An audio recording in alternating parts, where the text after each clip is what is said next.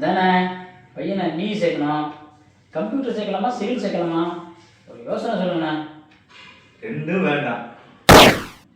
அப்புறம் என்ன? லா காலேஜில் சேர்த்து விட்டு வக்கீலுக்கு படிக்க வை.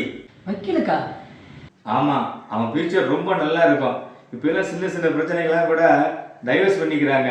ஒரு 4 டைவர்ஸ் கேஸ் வருஷத்துக்கு அட்டன் பண்ணான்னு வச்சுக்கோங்க, அவன் வாழ்ந்துருவான். ஆமாண்ணே, இப்போ டைவர்ஸ் கொஞ்சம் அதிகமாக தான் இருக்குது. இதுக்கு என்னென்ன காரணம்? இப்போ ஒரு வசதியான வீட்டு பொண்ணு ஒரு மீடியமான பையனை கல்யாணம் பண்ணிட்டு வருதுன்னு வச்சுங்க, எங்கள் வீட்டில் அப்படி இருந்தேன் இப்படி இருந்தேன் அப்படின்னு சொல்லும். அதனாலேயே பிரச்சனை வரும். அந்த பிரச்சனைனாலேயே டைவர்ஸ் ஆகிறதுக்கு வாய்ப்பு இருக்குது. இல்லை இந்த பையன் அவங்க வீட்டில் இந்த பொண்ணு நல்லா வசதியாக வாழ்ந்த பொண்ணு, நம்ம வீட்டில் இந்த பொண்ணை வசதியாக வச்சுக்கணும் அப்படிங்கிறதுக்காக வேண்டி தகுதிக்கு மீறி கடன் வாங்கி காரு டப்பா அதுன்னு வாங்கி கொடுத்து பண்ணான்னு வச்சுங்க, இந்த கடனை கட்ட முடியாமல் அது பிரச்சனையாகி அது கூட டைவர்ஸ் கூட முடியலாம். இப்போ முன்னெல்லாம் பார்த்தீங்கன்னாக்கா இந்த பொண்ணு கோச்சிட்டு போனால் கூட பொண்ணு வீட்டிலே சமாதானம் பண்ணி கொண்டாந்து விட்டுருவாங்க.